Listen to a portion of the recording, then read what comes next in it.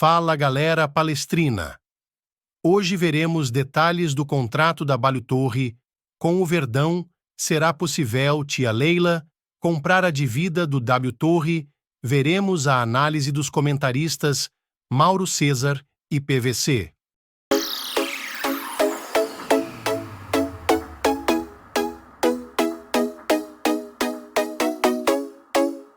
Danilo Lavieri, o último movimento desse rolo foi o Palmeiras anunciar que rompeu o seu contrato com a Soccer Grass, que cuida não só da grama do Allianz Parque, da grama sintética do Allianz Parque, como dos campos sintéticos que tem lá no CT. Rompeu o contrato. O Palmeiras já tinha anunciado que não joga mais no Allianz enquanto esse gramado não for arrumado.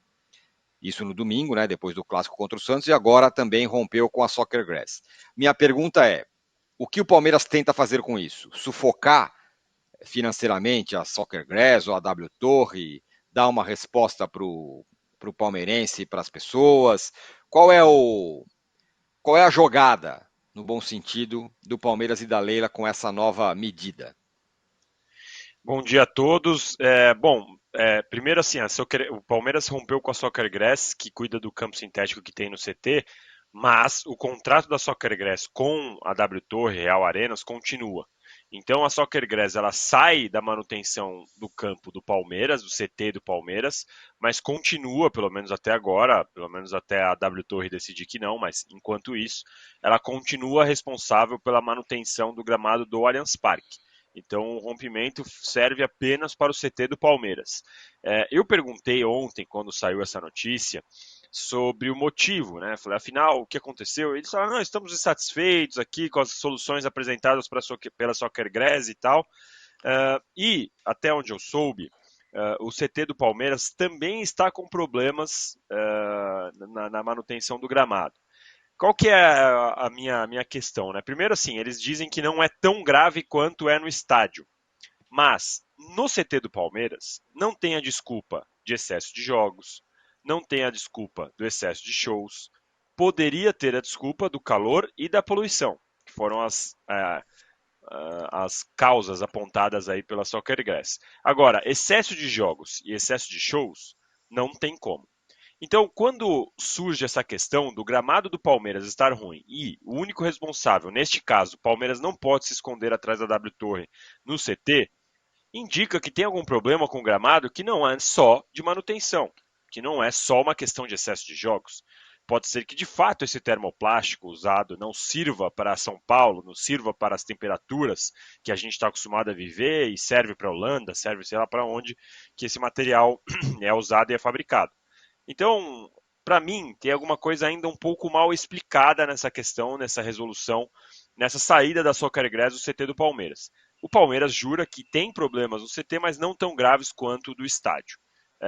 Para mim, ainda tem alguma coisa mal explicada, porque se a questão da manutenção do CT do Palmeiras fica só na conta do Palmeiras, o Palmeiras não tem que culpar. Então, Tironi, tem alguma coisa ainda estranha nessa questão quando a gente fala do gramado do CT do Palmeiras. Muito bem. Mauro, tem uma reportagem do Bruno Madri e do Flávio Latifi aqui que pode ajudar a esclarecer um pouco o que vem acontecendo. O Allianz Parque, o estádio do Palmeiras, recebeu 3 vezes mais shows do que jogos de futebol desde outubro do ano passado, que é o período que começam as reclamações do Abel, de todo mundo, com relação aos estádios. Foram 27 mega shows no estádio, incluindo Paul McCartney, Taylor Swift. Houve ainda partidas festivas, atividades menores, em que a arquibancada não foram utilizadas nessas ocasiões, por isso não entraram no levantamento. O São Paulo, o Palmeiras recebeu 8 partidas profissionais de futebol, 8, enquanto foram 27 shows. Entre os jogos palmeirenses no Allianz estão a eliminação da Libertadores diante do Boca e a goleada do Palmeiras sobre o São Paulo no Campeonato Brasileiro. Então, ou seja, foram 3 vezes mais shows do que jogos no Allianz. E no fim das contas é o modelo do estádio, a arena, multiuso e tudo mais. mas que talvez ajude a explicar um pouco o estado deplorável do gramado. Isso faz parte do pacote, né? Faz parte do pacote. Esse estádio aí foi construído com dinheiro da W Torre. O Palmeiras não pôs um centavo. Sempre é bom lembrar, ainda ganhou um prédio de quadras e um prédio administrativo. Você vai ter que fazer concessões. Houve pandemia, um acúmulo de shows que foram jogados por um determinado período, porque houve um bom tempo sem esse tipo de espetáculo, né? Você não podia reunir pessoas. A questão é que isso aí é uma parceria que não é tratada como tal, né? É tratada como uma guerrilha e não como uma parceria. Os lados se atacam, né? Ou um lado ataca o outro, eu não sei bem. Mas houve uma época que havia mais diálogo, hoje não tem mais.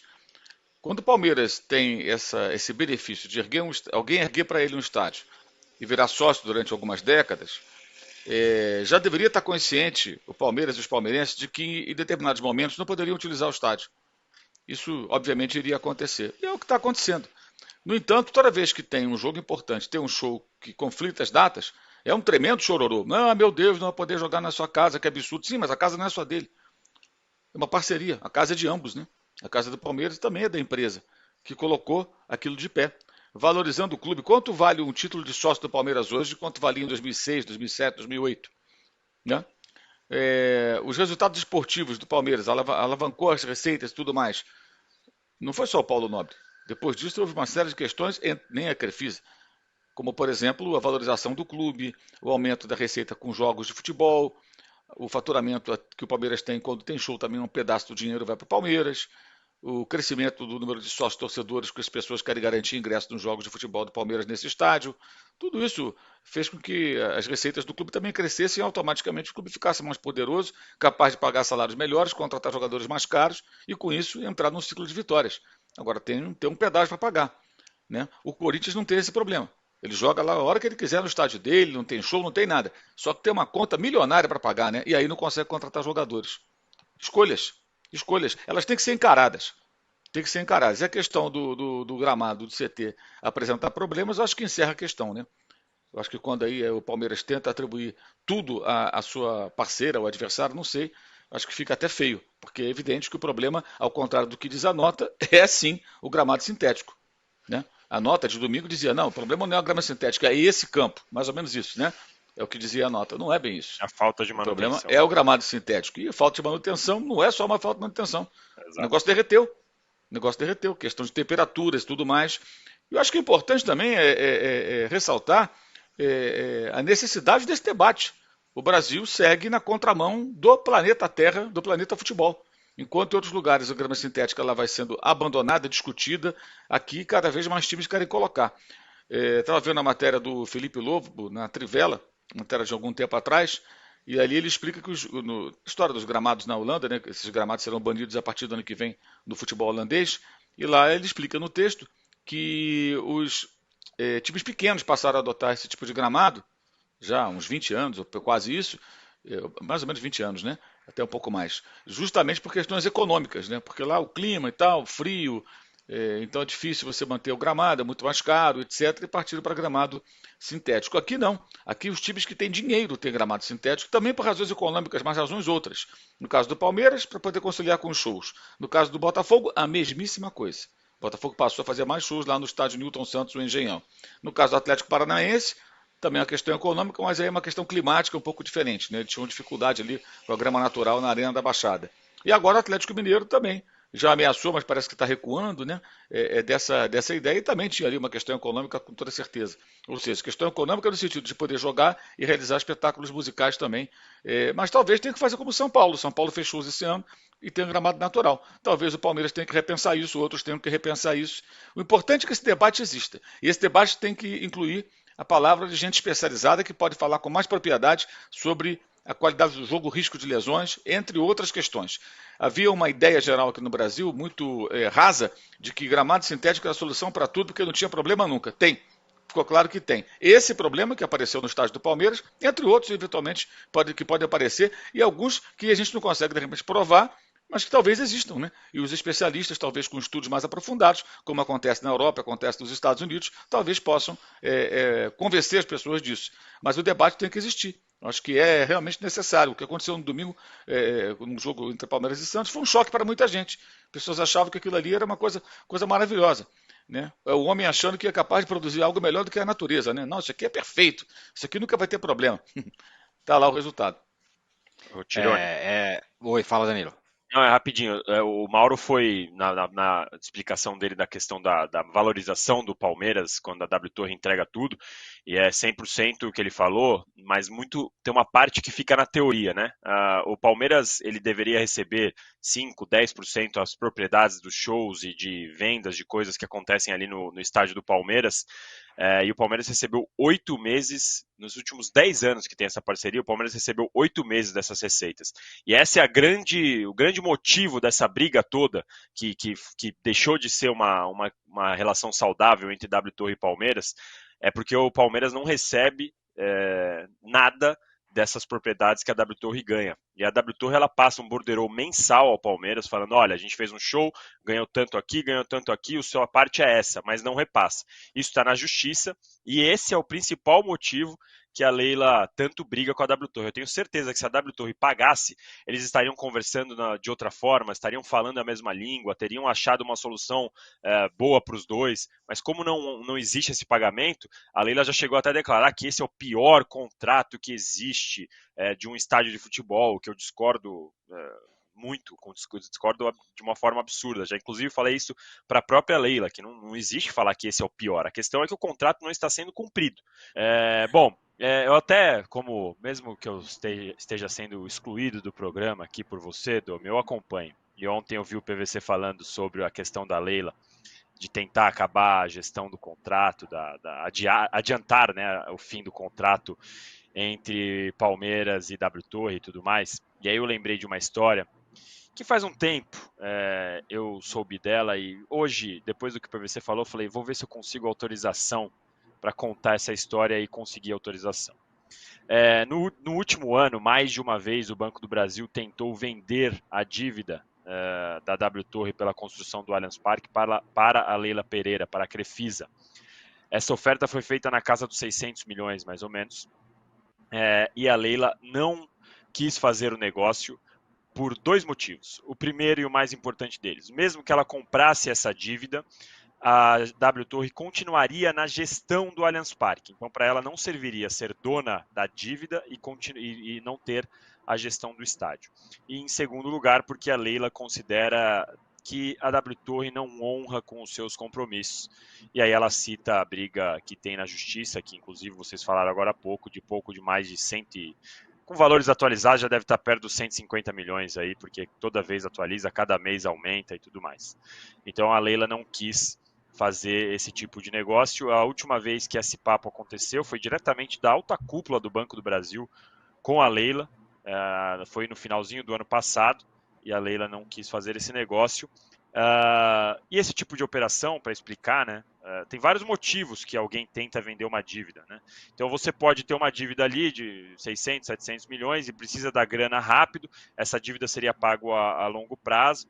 Então você chega para alguém e fala, quer comprar minha dívida aqui? Eu vou receber 800 milhões em longo prazo, mas eu preciso de 600 agora. Me dá 600 e aí você pega 800 em longo prazo? Isso é uma das opções. Outra opção, uma empresa entende que não vai receber aquele valor. Pô, eu devo R$10 para o PVC aqui, e o PVC fala, putz, o Danilo não vai me pagar nem a pau. Chega para você, Domi, fala, olha, eu tenho uma dívida com o Danilo de 10 aqui, vou te vender por 7. Você me dá R$7 e aí você vai cobrar do Danilo esses 10 e você, boa sorte para cobrar. Então tem várias formas aí de você fazer esse tipo de operação.